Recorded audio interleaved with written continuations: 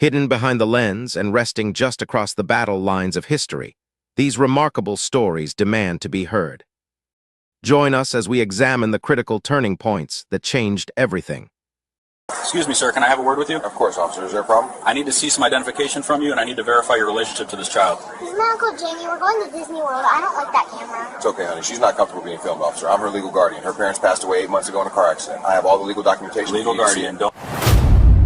Officer Derek Millstone watched from his position near Gate 18 at Hartsfield-Jackson Atlanta International Airport as a black man in casual clothes walked toward the boarding line with a young white girl. And something about the pairing immediately registered as wrong in his mind. Not because of any actual suspicious behavior, but because 7 years of airport security work had trained him to see certain combinations of race and relationship as inherently questionable. He approached them before they could board their flight to Orlando, started asking questions that had nothing to do with security and everything to do with his assumption that this couldn't be a legitimate guardian-child relationship.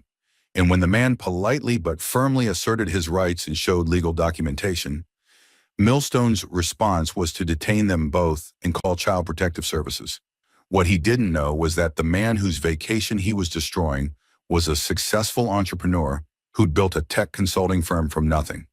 That the girl he was protecting was a traumatized orphan who'd finally found stability with her godfather, and that his racist assumptions about who could be family to whom would cost him his badge and make national headlines.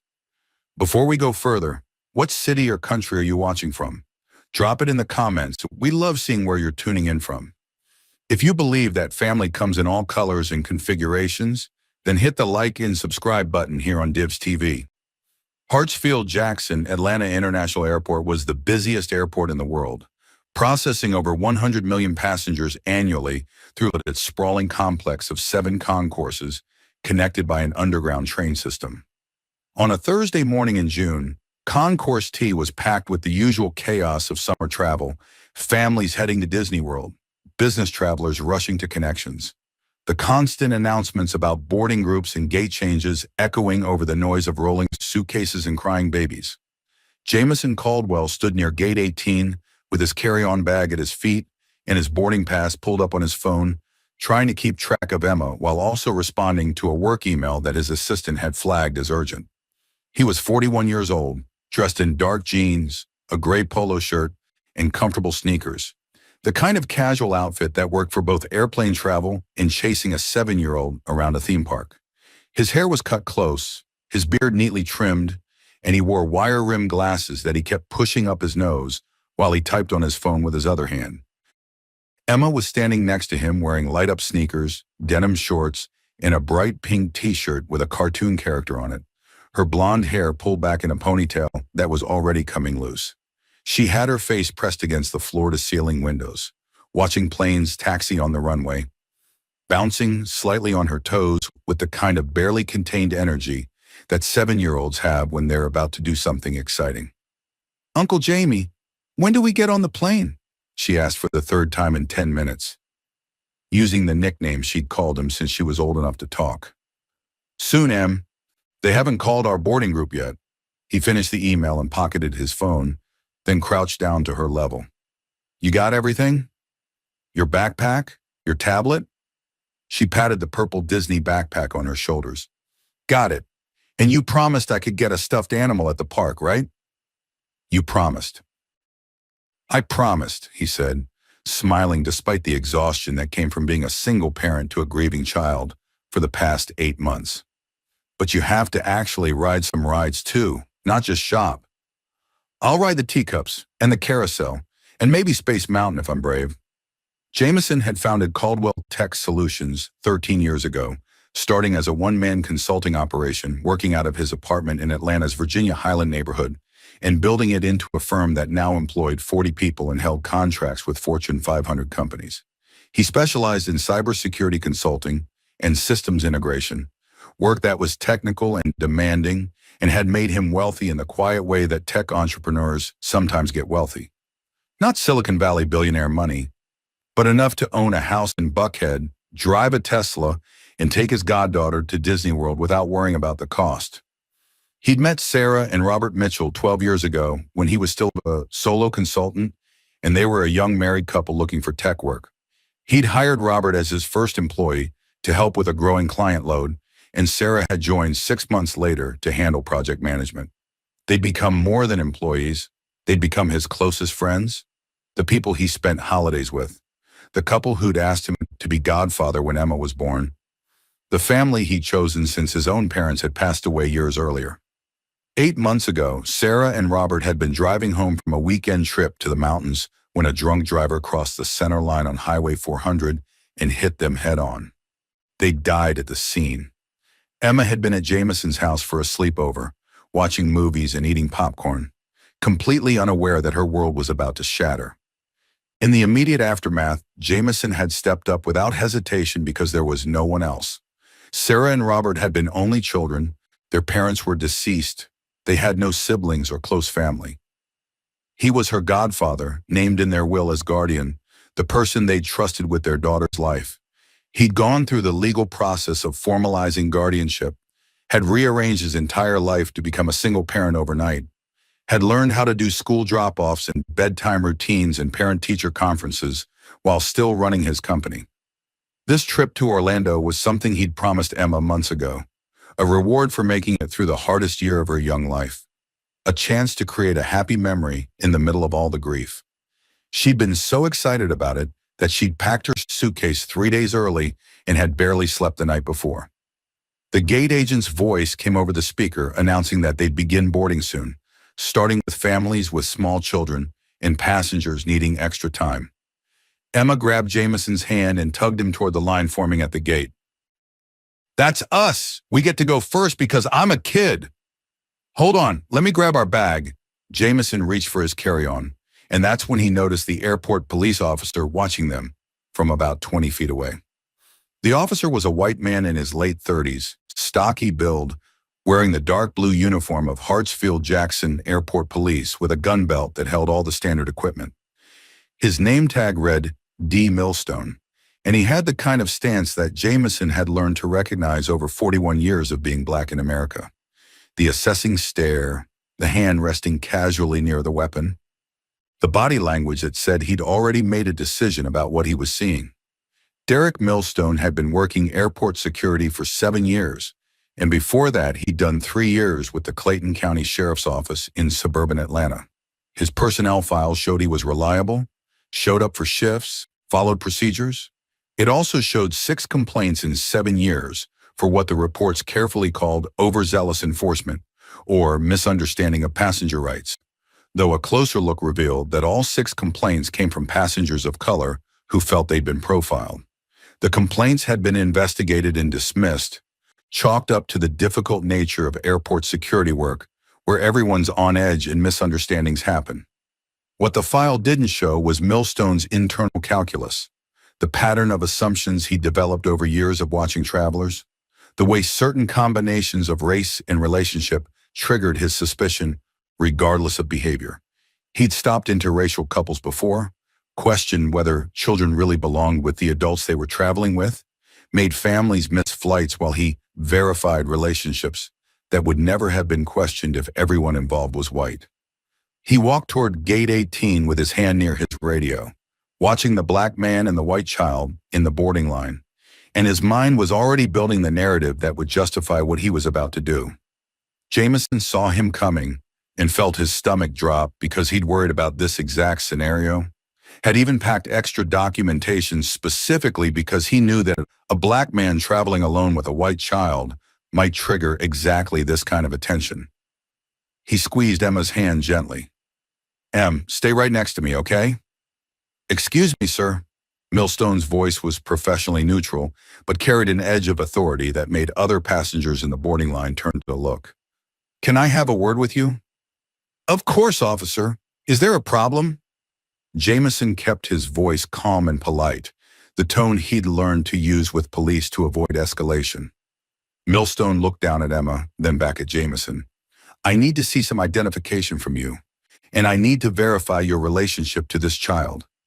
Emma looked up at the officer with confusion. "This is my Uncle Jamie. We're going to Disney World." "It's okay, sweetheart," Jameson said, though his heart was racing now. He pulled out his wallet and handed over his driver's license. Officer, I'm her legal guardian. Her parents passed away 8 months ago in a car accident. I have all the legal documentation if you need to see it. Millstone took the license but didn't look at it, keeping his eyes on Jameson's face. Legal guardian. And where are her parents now? I just told you they passed away. I have the death certificates, the guardianship papers, everything you might need. It's all in my bag. Stay right here, Millstone said, stepping back slightly. Don't move. Don't board that plane. Other passengers were watching now, some with concern, some with that uncomfortable look people get when they're witnessing something that feels wrong but don't want to get involved. The gate agent glanced over, saw the police presence, and paused the boarding process. Officer, can you tell me what this is about? Jameson kept his voice steady despite the humiliation of being stopped in front of 100 people. We're about to miss our flight. I'm going to need to see that documentation you mentioned. Not as detained, Millstone said. All of it. Jameson pulled his carry-on bag closer and unzipped the front pocket where he'd carefully packed a folder containing every document that proved his relationship to Emma. He handed the folder to Millstone, his hands steady despite the anger building in his chest. Everything's in there. Guardianship papers signed by a judge, death certificates for Sarah and Robert Mitchell, my identification, Emma's birth certificate listing them as her parents, and a notarized letter explaining our relationship. Millstone took the folder but barely glanced at the contents before closing it. I'm going to need to verify all of this. You two need to come with me. Officer, our flight boards in 10 minutes, Jameson said, keeping his voice respectful but firm. You have all the documentation right there. Everything is legal and in order. We're just trying to go on vacation. Sir, I'm not going to ask again. Come with me now or I'll have to detain you for refusing to cooperate with airport security. Emma's hand tightened in Jameson's grip. She was starting to understand that something was wrong, that the police officer was treating her Uncle Jamie like he'd done something bad. Why can't we get on the plane? Did we do something wrong? No, baby, we didn't do anything wrong, Jameson said quietly. But he could see this was going to get worse before it got better. He looked at Millstone. Fine, but I'm calling my lawyer. Millstone radioed for backup, and within 3 minutes, 2 more airport police officers arrived at the gate. They escorted Jameson and Emma away from the boarding area, past the long line of passengers, watching with phones out recording, past the gate agent who looked uncomfortable but didn't intervene, down the concourse to a small security office tucked between 2 airline lounges. The office was windowless and cramped, with a metal desk, 3 plastic chairs, and fluorescent lights that buzzed overhead. Millstone told Jameson to sit and wait while they verified his documentation. Emma climbed into Jameson's lap, wrapping her arms around his neck, and he could feel her trembling. I'm scared, she whispered. Why are the police being mean to you? They're just doing their job, Em. It's going to be okay. We'll get this sorted out, and we'll catch another flight. But even as he said it, he was pulling out his phone to call Victoria Chen, the lawyer who'd handled his guardianship case, and who he kept on retainer for his business. Millstone stopped him. No phone calls until we finish our investigation. That's not legal, Jameson said, his patience wearing thin. I have the right to contact my attorney. You're detaining me without cause when I've provided every document you asked for. Put the phone away or I'll confiscate it as evidence. A female officer named Harris, who'd arrived with the backup, knocked on the door and stepped inside. She looked at Emma sitting in Jameson's lap, clearly scared and crying, and her expression showed discomfort with the whole situation. Millstone, can I talk to you outside for a second? Harris said. They stepped into the hallway and Jameson could hear their muffled conversation through the door. Harris was questioning whether this was necessary, whether they had any actual reason to believe the child was in danger. Millstone's response was defensive, insisting they needed to be thorough, that you can't be too careful with children. While they argued, Jameson managed to send a quick text to Victoria before Millstone came back in and saw the phone in his hand. I told you no phone calls. Millstone grabbed for the phone, but Jameson pulled it back. I sent one text to my lawyer. That's my legal right. You're detaining me and my goddaughter without probable cause. You're making us miss our flight, and you haven't articulated a single actual reason for any of this beyond looking at us and deciding we don't look like we belong together. Millstone's face went red. Stand up. You're being detained for interfering with airport security operations. I'm sitting in a chair holding a 7-year-old child. Jameson's voice rose despite his efforts to stay calm. What am I interfering with? Emma started crying harder, burying her face in Jameson's shoulder. I want to go home, Uncle Jamie. I want to go home. I don't want to go to Disney anymore. That broke something in Jameson's chest because she'd been so excited about this trip, had talked about nothing else for weeks. And now she was traumatized and scared, and all of it was because some officer looked at them and saw something suspicious in the color of their skin. Harris came back in with a tablet. I called Child Protective Services. They're sending someone to interview the child and verify the guardianship claim. You called CPS? Jameson couldn't believe what he was hearing. I gave you legal guardianship papers signed by a judge. What exactly do you think CPS is going to tell you that a court order doesn't? We have protocols for situations involving unaccompanied minors with adults who aren't their parents, Millstone said. She's not unaccompanied. She's with her legal guardian. I'm right here. Jameson was shouting now, his careful control finally breaking. You're traumatizing a child who already lost both her parents because you can't believe a black man could be her legitimate guardian. Millstone stepped closer, his hand moving to his handcuffs. Sir, you need to calm down right now. I am calm. I'm sitting in a chair with all my legal documents, and you're still treating me like a criminal. That's when Millstone made his decision. Stand up and turn around. You're under arrest for disorderly conduct and interfering with airport operations. Emma screamed as Millstone pulled Jameson to his feet and separated them. Harris had to hold the crying 7-year-old back, while Millstone handcuffed Jameson's hands behind his back. And the sound Emma made, a desperate, heartbroken wail for the only parent she had left, would haunt everyone in that room for a long time. A passenger named Maria Santos, who'd been on the same flight, had followed them down the concourse and was recording everything through the office window with her phone. She'd post the video within an hour, and it would go viral by that evening. Victoria Chen arrived at Hartsfield-Jackson Airport 45 minutes after Jameson's text, and she came prepared for war. She was a civil rights attorney with 15 years of experience and a reputation for destroying cases built on racial profiling. And when she walked into that security office and saw her client in handcuffs while a 7-year-old girl sobbed in a stranger's arms, her expression went cold and dangerous. Take those handcuffs off my client right now, she said, her voice cutting through the room like a blade. And someone better start explaining what legal justification you have for detaining a man with full legal guardianship documentation. Millstone tried to maintain his authority. Ma'am, this is an active investigation. You need to wait outside. Victoria pulled out her phone and started recording. I'm his attorney and I'm not going anywhere. You have 30 seconds to remove those handcuffs, or I'm calling every news station in Atlanta and telling them you arrested a legal guardian in front of his traumatized goddaughter for the crime of being black at an airport. Officer Harris looked at Millstone with clear concern now. Derek, maybe we should... Uncuff him, Victoria said again. Now!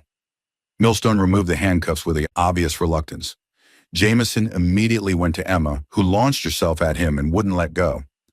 Victoria opened the folder of documents that Millstone had barely looked at and started reading out loud. Guardianship order from Fulton County Superior Court dated October 15, 2023, granting full legal custody of Emma Rose Mitchell to Jameson Marcus Caldwell. Death certificates for Sarah Elizabeth Mitchell and Robert James Mitchell, both deceased March 8, 2024. Notarized letter from Caldwell's attorney, that's me, explaining the guardianship arrangement. Emma's birth certificate, school records listing Jameson Caldwell as legal guardian, medical records with him as her parent. What exactly about any of this paperwork suggested you needed to handcuff this man and traumatize this child? Millstone's face was getting redder. We received a report of suspicious behavior. From who? Victoria cut him off. Show me the report. Give me a name. Tell me exactly what suspicious behavior you observed beyond a black man traveling with a white child. Silence. Because there was no report. There was no suspicious behavior. There was just Millstone's assumption. A woman in business attire entered the office, introducing herself as Dorothy Martinez from Child Protective Services. She'd been called to verify Emma's safety, but when she saw the legal documentation and spoke to Emma for 5 minutes, her assessment was immediate and clear. "This child is not in danger," Dorothy said firmly. "She's with her legal guardian who has proper documentation. She's distressed because you separated her from the only parent she has left after losing both her biological parents. There's no case here." Victoria wasn't done. She pulled out her own phone and showed Millstone something that made his face go pale. "Do you know who Jamison Caldwell is? I mean, did you bother to look before you decided to destroy his day?" She'd pulled up his LinkedIn profile, his company website, news articles about Caldwell Tech Solutions winning major contracts, photos of him speaking at technology conferences, being interviewed about cybersecurity trends, receiving an Atlanta Business Chronicle 40 Under 40 award 3 years ago. He owns a tech consulting firm with 40 employees and annual revenue over $8 million, Victoria continued. He holds active security clearances with 3 federal agencies. He's testified before Congress on data protection. He's been Emma's godfather since she was born and became her legal guardian when her parents had died. And you just handcuffed him in front of her because you couldn't conceive that a black man could be her legitimate family. She turned to Officer Harris. "I need your supervisor down here immediately, and I need the names and badge numbers of everyone involved in this detention." The supervisor arrived 10 minutes later, a captain named Morrison who took one look at the situation and knew exactly how bad this was. The folder of legal documents lay open on the desk. The CPS worker had cleared Emma as safe. The video Maria Santos had posted was already circulating online with thousands of shares, showing a man in handcuffs and a crying child being pulled away from him. The legal exposure was catastrophic. Morrison pulled Millstone aside and the conversation was short and brutal. Then he came back and addressed Jamison directly. "Mr. Caldwell, I apologize for this incident. You and your daughter are free to go. We'll rebook you on the next available flight to Orlando at no cost and provide compensation for—" "Goddaughter," Jamison interrupted, his voice cold. "She's my goddaughter, and we're not interested in your compensation. We're interested in making sure this never happens to another family." Victoria handed Morrison her business card. "Expect a lawsuit, false arrest, unlawful detention, racial profiling, infliction of emotional distress on a minor child, and violation of civil rights. We'll be filing within the week." The video had 3 million views by that evening. By morning, it was on every major news network showing Officer Derek Millstone handcuffing a successful black entrepreneur while his 7-year-old goddaughter screamed for him, all because he couldn't accept that family doesn't always look the same. They didn't go to Disney World that day. Jamison took Emma home to their house in Buckhead, gave her ice cream for dinner, and held her while she cried herself to sleep, asking why the police had been so mean when they had all the right papers.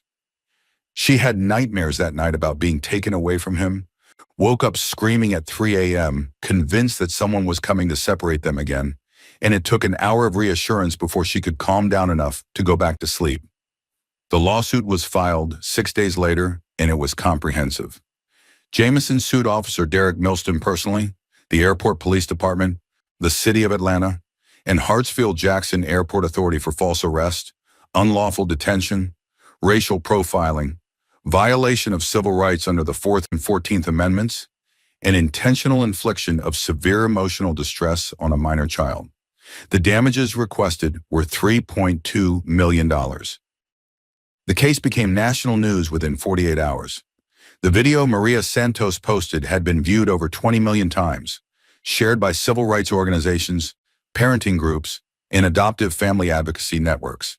The image of a successful black man in handcuffs, while his blonde goddaughter screamed for him, became a symbol of how racial profiling destroys families regardless of documentation, wealth, or respectability. Major news outlets dug into Jamison's background and found a story that made Millstone's actions look even worse. Caldwell Tech Solutions had grown from a one-person startup to a firm with 40 employees and major corporate clients. Jamison held active security clearances, had testified before Congress, was widely respected in his industry. He'd taken in his goddaughter without hesitation when her parents died, had gone through every legal channel properly, had rearranged his entire life to be a single parent. He was exactly the kind of person who does everything right and still gets treated like a criminal because of his skin color. Emma's trauma became central to the case. Child psychologists testified that she'd already lost both parents in a traumatic accident, had finally found stability with her godfather, and then watched him get handcuffed and taken away from her by authority figures while she screamed for him. She developed severe anxiety about travel, about police, about being separated from Jameson, even for normal things like school. She needed therapy twice a week and still had panic attacks months later. The discovery process destroyed Millstone's defense. His personnel file showed 6 previous complaints of racial profiling, all dismissed without serious investigation. His detention records showed a clear pattern of stopping interracial families and questioning their legitimacy at rates far higher than same-race families. The airport's own security footage showed he'd walked past dozens of white adults with white children that morning without a second glance, but stopped Jameson and Emma within seconds of seeing them together. The trial lasted 8 days. The jury watched the video of Emma screaming while Millstone handcuffed her godfather. They heard testimony from Dorothy Martinez, the CPS worker, who said there was never any legitimate concern for the child's safety. They heard from other passengers Millstone had stopped over the years, a pattern of targeting people of color for extra scrutiny. They saw the legal documents that Millstone had barely looked at before escalating to detention and arrest. The jury deliberated for 3 hours. They found Millstone and the airport authority liable on all counts. The damages awarded were $2.8 million, $1.5 million in compensatory damages for the detention and trauma, $1.3 million in punitive damages to send a message that racial profiling of families would not be tolerated. Millstone was fired before the verdict even came in. He lost his law enforcement certification and could never work as a police officer again anywhere in the country. The airport implemented new mandatory training on implicit bias, new policies requiring supervisor approval before detaining families with children, and new accountability measures for officers who showed patterns of discriminatory enforcement. But none of the legal victories fixed what was broken. 2 years later, Emma was 9 years old and still in therapy. She'd never gotten to take that Disney World trip because airports triggered such severe anxiety that she couldn't get through security without having panic attacks. Jameson had eventually driven her to Orlando instead, 16 hours in the car each way, because flying was impossible for her now. The money sat in trust funds for Emma's future therapy and education. Millstone's career was destroyed. Policies changed. The case became a landmark example cited in civil rights training. But Emma still couldn't fly, still had nightmares about police, still carried the trauma of watching her godfather treated like a criminal for the crime of loving her across racial lines. Jameson had built a successful company, followed every law, done everything right, and none of it mattered when Officer Millstone looked at him with a white child and decided he must be a kidnapper. They'd won complete legal victory, gotten accountability, changed policies, made national news. But his goddaughter still flinched when she saw police officers, still asked sometimes if they were going to take him away again, still carried scars from the day she learned that having all the right papers doesn't protect you when people see your family and assume it must be wrong. Families don't all look the same, and legal documents should matter more than skin color. Share this story if you believe racial profiling destroys innocent lives. Hit subscribe on Divs TV for more cases where justice fought back against bias. Drop a comment. How do we protect multiracial families from this treatment? We'll see you in the next one. Every preserved artifact and document tells a highly compelling story about the human experience. Ultimately, every story is an ongoing, rigorous quest for absolute clarity and truth. We are deeply grateful that you have chosen to embark on this intellectual pursuit with us.